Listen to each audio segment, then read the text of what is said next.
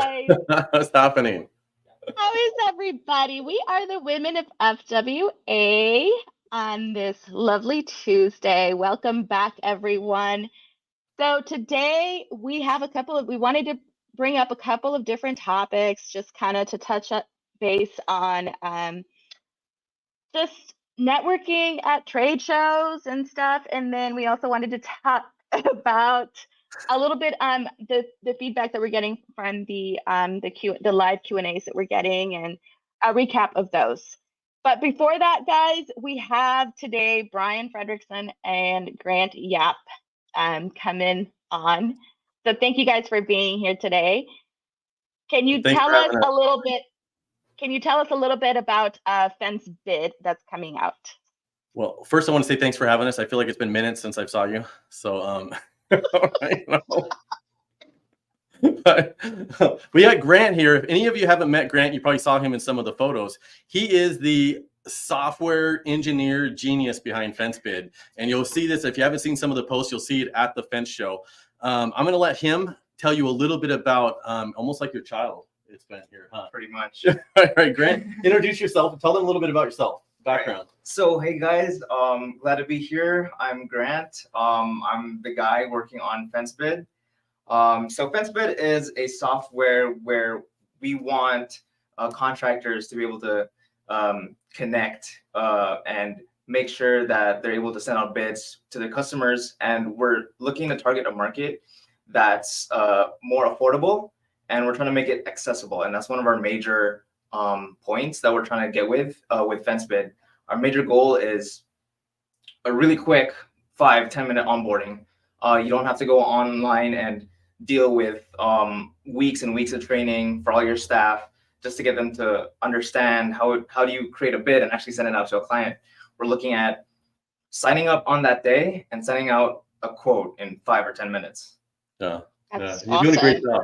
You're doing a great job so far. Yeah. Every time I see it, and it's not just that, it's a user experience that he's creating to a level that I wouldn't take it to. And you don't realize how much that user experience can ruin it for you when you're inside of an app. So, and he is right. It's all about not just about sending quotes out. It's about what comes in the back end of it as well. And it's connecting people to suppliers. And that was a big push for this thing in the beginning. And this is what I've been using. Basically, you're getting access. Las Vegas Fence has been working on this for a long time.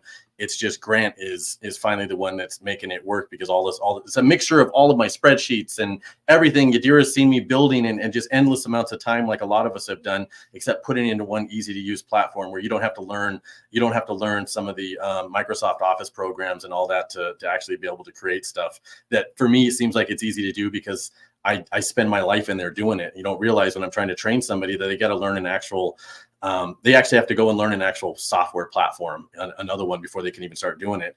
And then it's about connecting the actual fence companies and the smaller companies that don't have any account set up with the suppliers yet.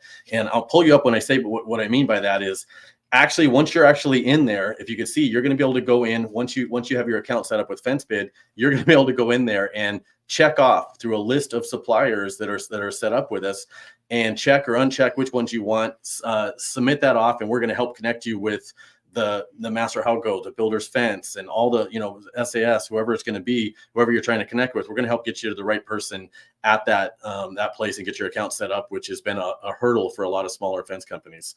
And then we're looking at yeah, it is. It's really cool to see. And then we're looking at some payment processing in there. And like the reason I use some of the other platforms myself was because I wanted shop drawings. So these are going to be some semi-custom shop drawings. This is not going to be one of those platforms. There's a ton of platforms out there, and there's going to be a lot more robust ones that you can go with once your company grows. And maybe we'll catch up, but maybe you'll stick with us, or maybe you'll expand off to one that has some features that you want. But it's really exciting to watch what he's built. He's taken all of the dreams and vision I had of this thing, and he's bringing it to fruition.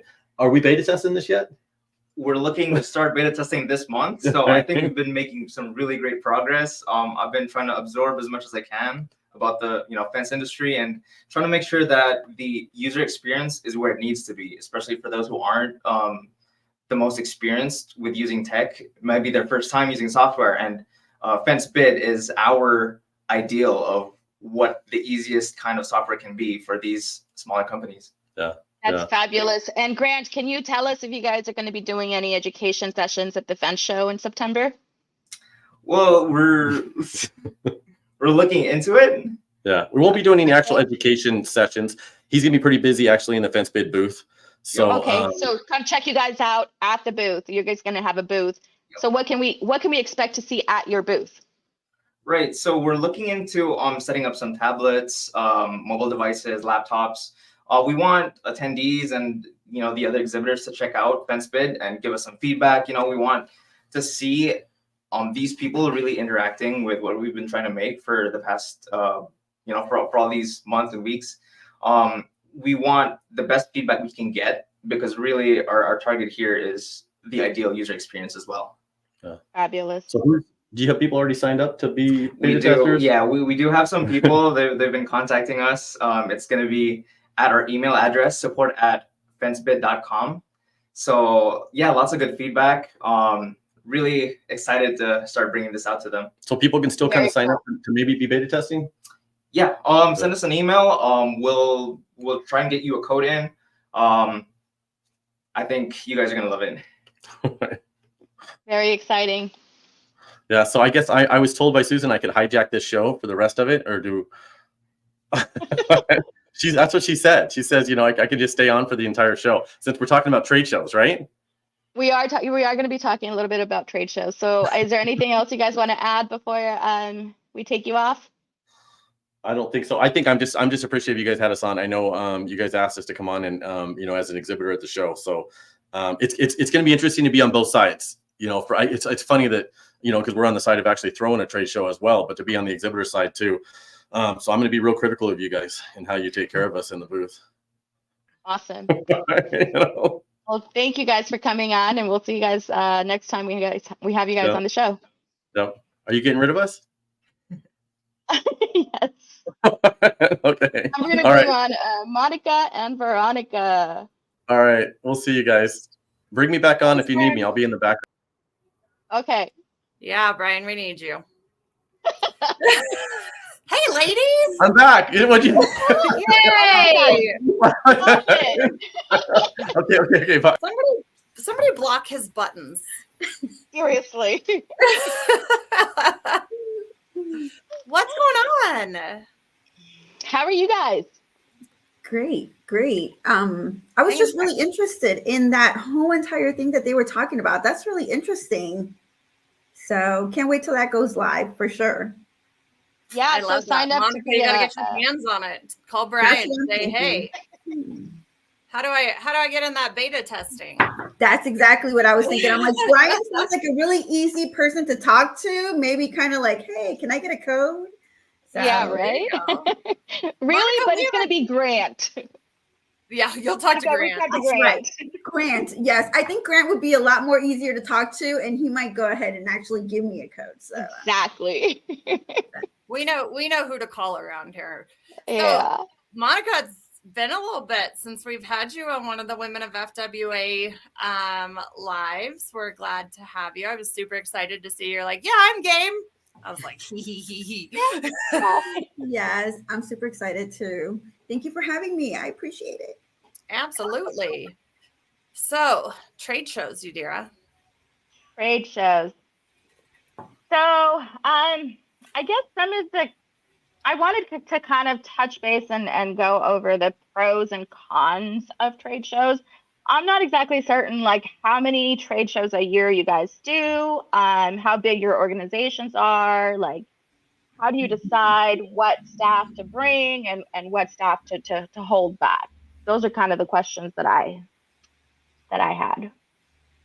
And I think it's a huge thing that there's a lot of contractors out there that want to talk to, especially ones that maybe are a little bit smaller. Let's face it, a cost to go to a trade show or to participate in a trade show is substantial. It's not a, small dollar that comes out, especially when you're traveling or you have to get booth material there. There's tons of coordination that goes on for months, Yes. if not a year ahead of time. No. It's something that we're instantly right after a trade show, whether if it's the Las Vegas, the fence show in Las Vegas, or if it's, Fence Tech, wherever they're at, there's a lot of work that goes into it. And sometimes it's a matter that you have to sit back and look at a return on it. Correct. Mark's touched base on this, and I'll touch base on it, is what you get out of a trade show typically isn't necessarily like an ROI. You're not going to make your money back. A Wyoming fence company going to Nashville or going to Oklahoma City, or, those kinds of things, are going down to Las Vegas. But is your team getting a return as far as the networking, as far as checking out new products? Because our brains can only retain so much new product before you talk about the last 5 things that you saw. But then if you take a team with you, they actually get to talk to these vendors and talk to these, people directly. And then they can be like, hey, I remember, I actually contacted this guy later and got some information, and can we look at this some more? And that's really the payoff on these trade shows. And the more people you bring, we have found that it really is beneficial for us as a team, because you're on overload, or you're stuck in the booth, or you're taking shifts, or you're volunteering your time for Women of FWA, or, we're doing education sessions or this. So, and we determined that we actually kind of rotate our field crews out. Is how we do it. So we have our core trade show group.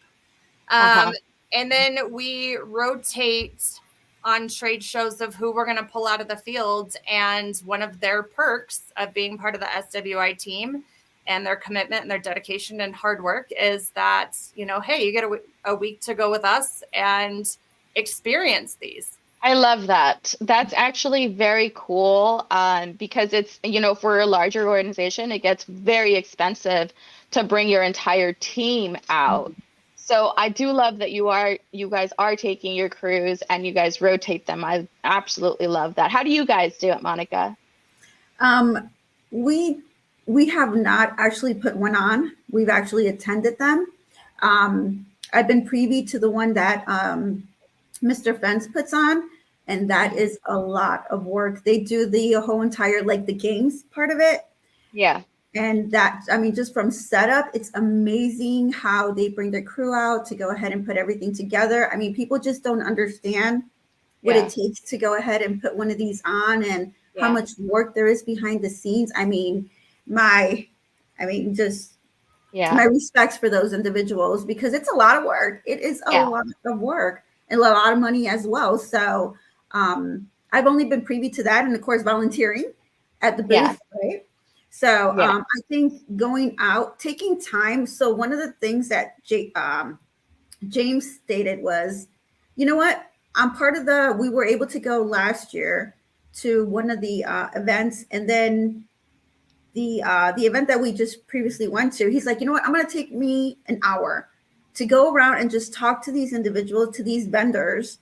And it was a really good connection, a really good partnership. They were so willing to go ahead and just give out information.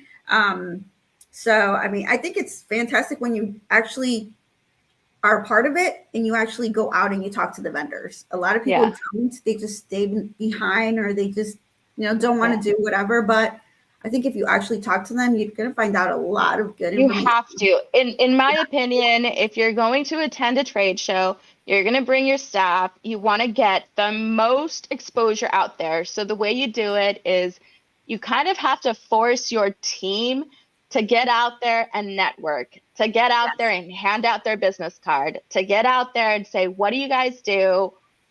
This is who we are.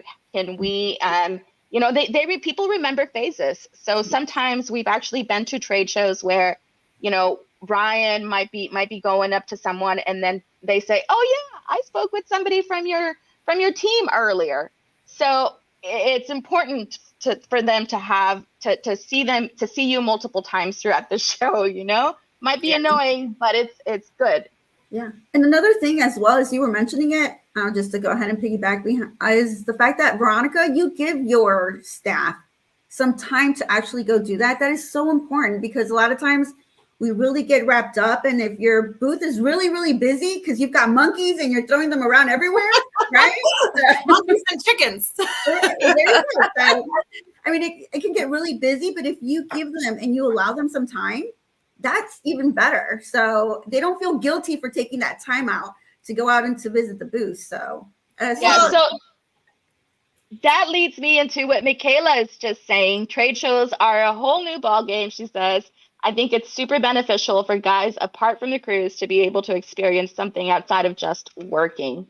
So here's another thing I want to touch base on, and I'm glad Michaela said this, is we have found that rotating those crews out or taking members of our team, not only is it helping us, not only are they talking to other people that maybe we haven't had time to talk to or to experience things or to network, but it brings our team closer. Then all of a sudden, anybody who has offended or has attended any trade show, the after hours events that happen are always a good time. They're always a blast. And without fail, there's a couple of those inside joke stories that end up coming back that help build your team. And even if it was an event that happened at a dinner, we're not saying, you know, be all crazy and partying every night, because frankly, if you're trade showing the right way, you don't have time for that because you are so exhausted by the end of it. Exactly. But exactly. It's a team building. And it really does bring us closer together as well. And so being able to rotate, like, okay, well, you know, Dan and Almanzo got to go. So let's, you know, who's this year? And then who's, you know, and start creating that cycle. And then what really happens is guys that haven't been able to go or that are newer to the team, they're like, hey, how long do I have to be a part of the team before I get to go? Yeah. You know, and so brought a new technique back or brought back a new idea. And, you know, we want to be able to bring that back to our team too. So it's really beneficial across the board. In our opinion, you know, and you do have to weigh the different types of trade shows and the different locations and the different, you know, vendors and stuff to make sure that you are getting good content out of it. Not just, you know, just networking and team building that you can do anywhere. So it does have to be a trade show that's beneficial with vendors and suppliers and other installers, and being able to put them in those environments to obtain knowledge and learn from it. Definitely. So a couple years ago, I think it was, I went to we've actually, Brian and I, honestly, we're pretty new to the trade show world, probably within the last 4 years or so. But we've kind of been on both sides of the spectrum, like he mentioned. We have just been there as exhibitors, and in the last couple years, I think we've attended a lot more trade shows than ever before. But putting on the very first trade show last year in Las Vegas, it's just a whole different ballgame in terms of the amount of work that, like you were saying, the amount of work that gets put in, and how difficult and how hard it is on your staff as well. Yes. Because for the 2 weeks leading up to the show in August last year, it was like 10, 12, 13-hour days. It was 7 days a week. So it's tough on them, you know. But it was a huge success in my opinion. It was a really great show. So we're very, very proud of that. And we're looking to do it again. So, yay! But we are looking to do it, like Grant was saying earlier with the FenceBid, is we're looking to do it on a much more affordable level for a lot of our participants in the show, because it's, in my opinion, trade shows, the past few trade shows that we've been to, it has been very expensive to exhibit, and it has been very expensive even to attend, to bring 3 or 4 or 5 of our team members So, And you know, one of the things, it is expensive, and you're paying for this trip for your team members. You're also paying their hourly. yes, You're also exactly. paying for if it, your company offers per diem, unless you're picking up all Yes. the in the hotels. There's Yep. there's this ongoing like, and this and this and this Yes. and this and this. So it does get very expensive. But if you're in a position to be able to do that, even if you're only able to take one person from your team, I strongly, strongly, strongly encourage you to do that. Yeah. And then the next trade show, bring somebody else in, and then the next trade show, bring somebody else in, and start to get this, rotation, even if it's just one individual from your team, what that does for the team building. And that person, they almost come back after. Anybody that their first time attending one of these trade shows comes back and they're like, holy cow, I had no idea. Yes. Yeah. I know I did. My first one was Salt Lake several years ago. And I was like, holy cow. Like, I don't even know what that was. So it's, and it's a good eye opener, and it's a good way for them to see the industry and what we take our time for on these lives. Yeah. What Brian's out recording and what Mark's out doing and what Sean's out doing and what everybody's doing, how that all comes in together. Yeah. And how is it that anybody in the office can, hey, I don't have the answer for you, but let me make a phone call. And then you're like, I wouldn't have those contacts and I wouldn't know those people if I didn't go to these trade shows. Right. Yeah, that's where the partnerships are so important. So, but you're right. I mean, sometimes we just get tunnel vision, and we just know what our company does, right? And then we see our competitors, but we don't really see them as other companies that can show us to do stuff. Right. But when you go to the trade show, you get so excited. You're so pumped. I remember when I went to my first trade show, James was just like, hold on, wait a minute. We can't do that yet. Hold on. And he's like, you're talking about money.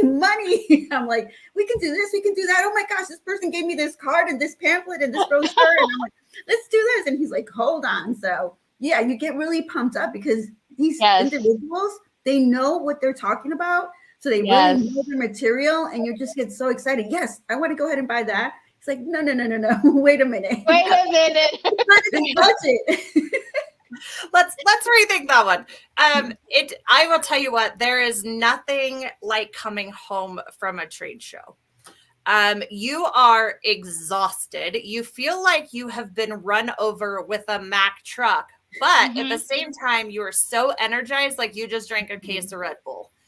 It is a really weird feeling. If anybody has seen the Veronica in an airport after we left Nashville, it's like one of our most watched videos. But that was definitely, I'm dragging through the airport. We're waiting for a layaway. We're having a couple drinks, but I'm like, let's do it live.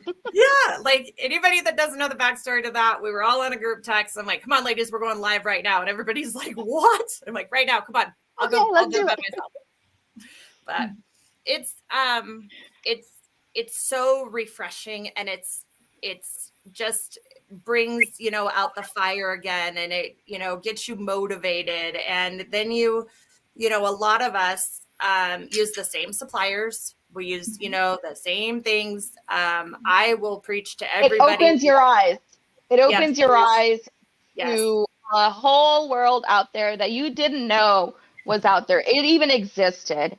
I mean, if you were just... You could have a supplier right down the street from you. Yes, exactly. That you didn't even know about. That you didn't. Right. Yes, which it has actually happened to us as well. Like we're used to buying from the same 2-3 suppliers, and it's just crazy to see that there's a ton of other suppliers out there that are willing to ship to you. And it's hard in an industry that's so specific. We're very specific about our stuff, and we want to make sure that things meet certain requirements and that are a certain quality. And, so sometimes you get into this tunnel vision, but I tell everybody it is your responsibility if you're purchasing to do your shopping around. Yes. You know, you can't get mad because you paid extra at one store because you didn't Nope. do your homework. Amen. Yes. You know, so Yes. I know, and we'll just touch base on it. There was a lot of back and forth not too long ago that was all over social media about somebody being mad that they paid X amount of dollars. Well, it's ultimately your responsibility. You're not going to go get mad at these large chain stores because you paid more at one versus the other. Yes. No. We in Casper, Wyoming, yes, we have large stores, just so everybody knows. I know Susan doesn't think we exist, but we have two of the same ginormous stores, okay, in town on opposite ends of town from each other. I can tell you that they have two separate pricings. You can go to one store, Yes. same store, Yep. but you can go to one store and pay a different amount than you can over at the other store. Sure. And it's a matter of driving across town. So I think that it's our responsibility as consumers that are purchasing, regardless of your role in this industry. It's your responsibility Yes. to shop around and gather that information. And trade shows are a prime place to be. Yes. 100%. 100%. Because a lot of times it is customer service, right? I love customer service. If they're going to treat you well, yes, you might pay a couple more dollars. But if you call that person on the phone and you need something like right away and they're willing to go ahead and get it for you, a couple dollars doesn't hurt. But when you're paying a lot of money and you realize that And you get shitty service. Yes, exactly. You're like, oh my gosh, what have I been doing? So and sometimes you don't even realize that you're being treated in a shitty way. Because you just tolerate it. And then all of a sudden you go to these trade shows and you learn that, you know, hey, there's somebody else that, you know, is, you know, maybe they're not closer, maybe they're even further, but, you know, maybe they're willing to be pretty competitive with who you're currently using. And they're going to go out of their way to drop ship you something because you called at 4:30 on a Friday afternoon and you've got a customer that's irate, that's paying overtime rates, that's, you know, wants your guys to work on a weekend. So even though it might cost you an extra couple dollars, usually if you're doing your numbers right, you'll make more money off of it. right. Because that customer service is there and they're taking that time to make sure that you're taken care of so you can take care of your customers and the ball rolls. Exactly. Even if it's a matter that you don't make extra money off that one particular customer, you can get done with that customer faster and move on to the next one. So it's still a ball. Right. Which means money. All around, it just means money, right? So Yep. And you're not wasting time sending emails following up on an order that you placed 6 weeks ago. Yeah. we won't go there, right? Michaela says the connections you get to build in person is such a reward as well. And I agree with her because I feel like I'm so much better when I get to meet someone in person versus like on the phone or via Zoom. I feel like I'm able to know, like recognize you and know who you are like in person. And I was the first time I met you, Monica, I'm not sure if you remember, but it was actually at the show and we discussed like, this is your first show? And I said, yeah, this is our first show. And he couldn't believe it. But after that, when they said, oh, bring Monica into the leadership meeting and the women at FWA, I said, I think I know her. Well, you know, and Michaela's absolutely right. So I have hung out with Michaela's husband and Andrea's husband at several trade show events. They're also a customer of ours. And I had never gotten a chance to meet Andrea and Michaela. And now I talk to them all the time. And now the guys are like, oh, we never talk to Veronica anymore. She just talks to the girls. So when we talk about women of FWA and the spouses and the sisters and the moms, like this is exactly what we're talking about. Yeah. Is to bring them in and come have a seat with us. Even if we're not geeking out about fence in the booth, we're sitting around and having a good time and relaxing with our feet up at these trade shows. The Las Vegas Fence Show has been great for women of FWA. It was a trade show that women of FWA was actually even a topic. So they're important. Networking, contacts, you know, at any given time. Not too long ago, Yadira, I reached out to you and said, hey, I need some help with some Nevada stuff. You got to help me out. And, you know, she was like, on it. I'm emailing you some information right now. And without these trade shows, I wouldn't have had that contact. Yeah. So it's been extremely beneficial to me personally, as well as to SWA.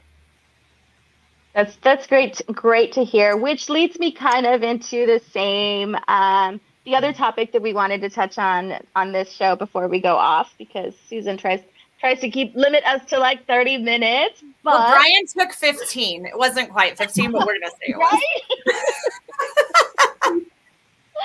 So I actually looked at like how many lives we've done, and it looks like I counted, and it looks like we're probably about 30 different lives, different topics.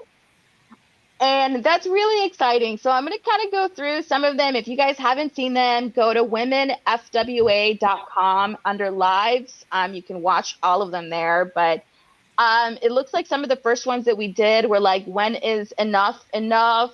I'm not sure who was on that one. I think it must have been you, Veronica. Huh? She's like, I think I have a reputation around here. So I know that working with your spouse has actually been done a couple of times throughout the year, but those are actually very popular. If you haven't seen them, I was on one of them. Heather and Sean King have been on another one of them. We haven't been together, but it's several different spouses that work together have been on those. Company Culture, those are great shows as well. Several of you guys have actually been on Company Culture. I haven't been on any of those. But the other one that was really, really popular was obviously Balancing Motherhood, which totally relates to us women and how to balance motherhood, you know. Which is a task all in itself. And then to juggle the fence industry on top of it, you know. Absolutely. That's a whole new we've done per foot versus per job, and that was you and me, Veronica. That was a fun one. It was, right? I think we should probably do a follow-up on that one. We've done material management with Melanie. Yes. We have done gate operators. Susan has been great on some of those as well, like incorporating some of your gate operator service calls into your business if your business doesn't do gate operators. So those have been really good ones. We did a couple actually on work trucks. I did that one with Heather and Eagles, and I kind of had to translate in between English and Spanish. But it was a great one as well. What else do we have? Hard and Uncomfortable Conversations. That one was super fun. that one I liked. Enough is enough, and the super hard conversations. You and I were on that one. Yes, it was the two of us as well, and it was a fun. You know, I like having the hard conversations. Yeah. You know, the topics that nobody wants to talk about, and the nightmare team member stories or the nightmare customer stories, and you know. I am all about like, let's touch base on it. Sometimes, you know, we see these riffs back and forth on social media, and my response is to, you know, message you ladies and be like, let's get them both on a Facebook Live. I'll monitor. And Susan's like, whoa. I'm like, if we're going to talk about it, let's talk about it. You know, let's talk about it. Typing behind. So I'm all about having, you know, those hard conversations and getting things out into the open. And being transparent, but that's also being transparent as part of our company culture, and being transparent with our customers and being transparent with our team. So I guess it just comes naturally that I want to be like, well, let's air out everybody's dirty laundry. So we've had some really fun lives. We've had some laid back, you know, review what's going on, what's new. Yes. Mental health checks are a big one Yes. that I think are really important that we do. Just to know that there are other women and just other people in general in our industry that are going through the same struggles during this time of year. Yeah. That are running 50 million different directions and feel like every time you turn around, it's not light at the end of the tunnel. It's a train that's about to run your ass over. Yeah. So Definitely. I think it's important to get out there, and that's what this group is about. Yeah. Well, if anybody has any other ideas of what you would like to see or what we would want to touch on, I know we have a great meeting scheduled for next week for the Women of FWA for the large group meeting where everybody's invited to show up for. No, Please. next week is our big team meeting. We're doing it on the 18th. Yes. So keep an eye on all the social media platforms for that link. If you are not on social media or catching the live or want a personal invite on a calendar link, please email us at Women of FWA and we will get that link sent out to you. Perfect. Does anybody else have anything? I think that's all I've got. Monica, I'm so glad you jumped on. Thank you. It's so nice to be back. We're Thank you, gonna Monica. start making you do it more often. Sounds good. Yadira, you're the best. Go wrangle your Yes. husband in and tell him next time he's got a 5-minute window. That's it. Yes. Tell Grant that I need a Here he code. comes. I can't get rid of him. I just want. Why have you tried? I just want to fit in. That's it. I just want to belong in something. And your guys' group is amazing to watch. I see Yadira all the time on her phone. Ding, ding, ding. I'm like, what is that? Who's texting us? Ding, Don't ding. worry I'm like, about it. it's We're like her she's got a secret whole lovers that you don't need to know about. a whole other family she replaced me with.